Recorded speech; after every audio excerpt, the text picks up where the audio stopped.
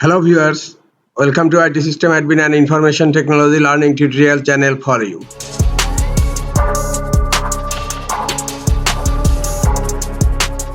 In this tutorial, I'm going to show you how to hide your Facebook profile from search engines. Sometimes it becomes very important for you, so don't forget to watch full video. To hide your Facebook profile from search engines, go to your Facebook and click on your profile icon on upper right corner.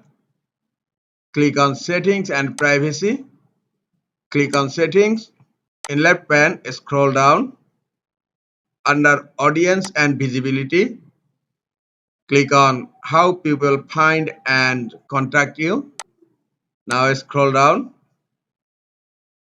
Here you will find an option.